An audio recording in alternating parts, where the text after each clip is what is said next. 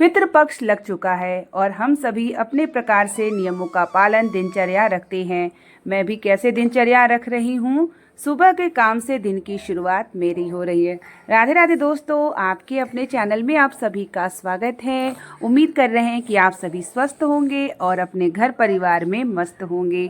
तो सबसे पहले आप वीडियो को लाइक कर दीजिएगा और चैनल पे पहली बार आए हैं तो चैनल को सब्सक्राइब ज़रूर करिएगा, क्योंकि आपको इस चैनल पे बहुत अच्छे ब्लॉग और बहुत अच्छी भी जानकारी घर गृहस्थ से जुड़ी मैं शेयर करती रहती हूँ।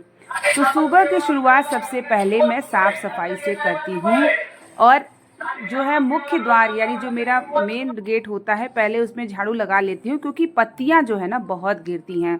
हमारे घर के आसपास इतने पेड़ हैं, ग्रीनरी है कि उसकी वजह से पत्तियाँ गिरती हैं और कितना भी झाड़ू लगाओ बार बार आ जाते हैं। लेकिन एक बार सुबह तो लगाना ज़रूरी ही होता है। तो जब मेरा झाड़ू लग जाएगी तो फिर घर के अंदर भी मुझे देखना है कि क्या बनाना है। और सुबह सुबह मैं कौवे पक्षियों का भी इंतज़ार करती हूँ, क्योंकि वो डेली आते हैं, उनको मैं डालती हूँ। तो नियम का पालन मैं यही करती हूँ कि हमारे घर में कोई लहसुन प्याज का भोजन वगैरह नहीं बनता है। हमारे सास ससुर हैं, लेकिन फिर भी हमारे जो पितृ होते हैं ना वो कई पुश्तों के पूर्वज होते हैं। तो हमारे आते हैं तो हम उनके निमित्त कुछ न कुछ जितना भी हमसे संभव होता है मैं करती हूँ। और यहाँ पर ना मैं चिड़ियों की और कौवे का इंतज़ार कर रही हूँ कि वो आ जाएं तो उनके लिए मैं जो निकाली हूँ वो दे दूँ। मैं तो नहा चुकी हूँ सुबह, और मैं सुबह नहाने के बाद ही देखिए मैं किचन में जाती हूँ। आज मैं पौधे को देख रही थी तो मेरी जो तुलसी के पौधे हैं थोड़े सूख रहे थे। तब तक सुबह मेरा जो आता है पेड़ लगाने वाला वो आ गया। तो मैंने उससे बोला कि आज मेरे गमले में तुलसी देख लो। तो उसने बोला खाद डालने की ज़रूरत है। तो मैंने बोला आपने पिछली बार भी तुलसी दिया था, सूख गया, और फिर बार बार क्यों सूख जा रही है। तो उसने बताया कि धूप नहीं है, इसकी वजह से सूख जाती है। तब तक आ गया यहाँ पे कौवा, और कौवा आ जाता है ना तो मेरी खुशी इतनी होती है कि मैं क्या बताऊँ, क्योंकि पितृपक्ष में कौवा का दर्शन बहुत सारे जगहों तो मिलता ही नहीं। और कौवे खा जाते हैं ना तो हमारे सीधे पितरों को मिलता है। अगर हम कौवे को पितृपक्ष में खिलाते हैं तो पितृ पूरे वर्ष उनको जो है प्राप्त होता है। तो इसीलिए कौवे का खिलाने का तो विशेष महत्व है। तो मैं इंतज़ार करती रहती हूँ कौवे का। कबूतर हैं, बहुत सारे कबूतर आते हैं जो मैं एक मुट्ठी चावल डाल देती हूँ। और दोपहर में आती हैं गौ माता, तो उनके लिए भी मैं कुछ न कुछ रखे रहती हूँ। और ये तो मेरा नियम है, ऐसा नहीं है कि पितृपक्ष में ही कर रही हूँ। हमें अन्न का दान देखिए करते रहना चाहिए। किसी भी रूप से अगर आप अन्न का दान कर रहे हैं तो आपके घर में किसी चीज़ की कमी नहीं होगी। और ये ईश्वर की भी कृपा के बिना देखिए हो भी नहीं पाता। आप बहुत कोशिश करिए, नहीं हो पाता, तो इसमें भी मैं भगवान को ही धन्यवाद देती हूँ। और अब ये खा लेगा तो उसके बाद मैं जाऊँगी।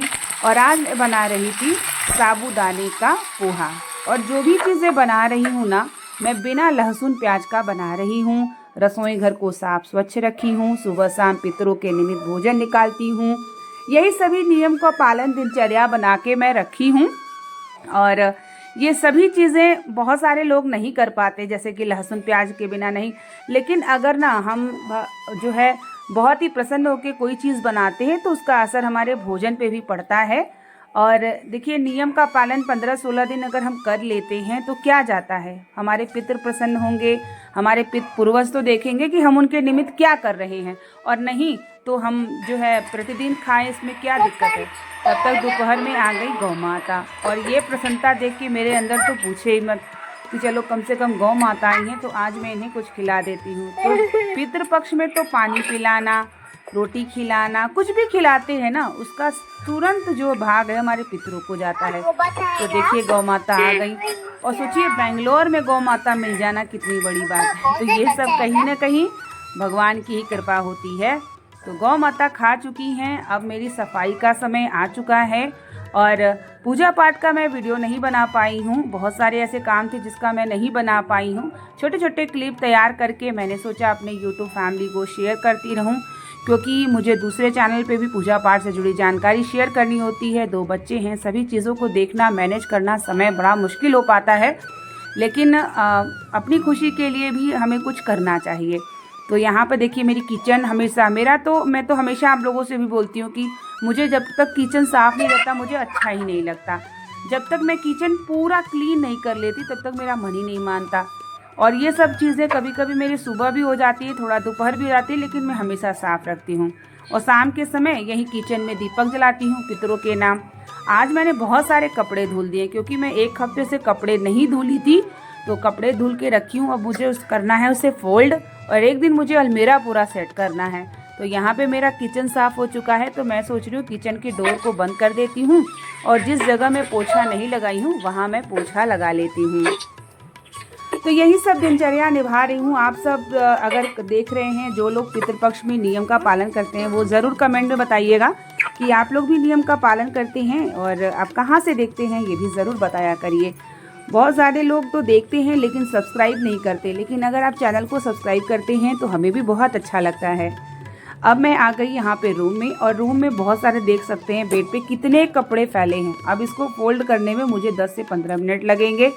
समय रहा तो आयरन भी करूँगी, नहीं रहा तो फिर देखती हूँ कभी और समय किसी दिन कर लूँगी, क्योंकि ऐसे दिन 4 बज जाते हैं कि पता ही नहीं चलता। सारा दिन करते करते शाम की मेरी हालत एकदम लो हो जाती है।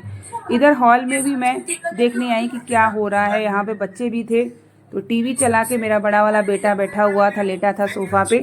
और आज वॉशिंग मशीन में कपड़े धुली हूँ, लेकिन उसको अभी धूप में मुझे डालना है।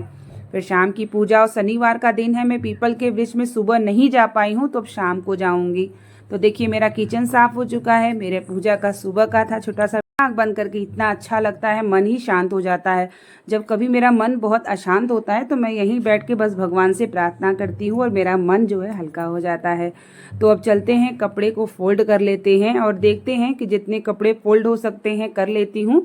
उसके बाद बेडशीट वगैरह को भी देखना है, और कपड़े फोल्ड करने के बाद फिर सब अलमीरा को तह लगाना है। बहुत सारे कपड़े ऐसे हैं जो कि कहीं आने जाने वाले अलमीरा, उसमें भी मुझे फोल्ड करके हैंगर में करना है। अब ये दिन मैं देख रही हूँ ये कब करूँगी।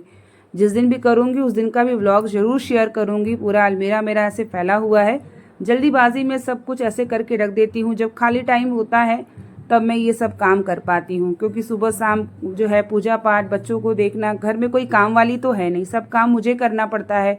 बिटिया को स्कूल छोड़ना, ले आना, उसे पढ़ाना, बहुत सारी जिम्मेदारियां होती हैं। आप समझ सकते हैं, जो लोग निभाते हैं, मुझे कहने की ज़रूरत नहीं है, लेकिन मैं आप लोगों से भी शेयर करती हूँ कि बहुत सारी जिम्मेदारियां होती हैं। उसको निभाते हुए घर की साफ़ सफाई और यही तरीके से दिनचर्या। देखिए मेरे घर पूरा साफ़ हो चुका है। तो इस तरीके से आज का मेरा दिन रहा, और आशा करूँगी कि ये ब्लॉग आपको पसंद आई होगी। मिलते हैं नेक्स्ट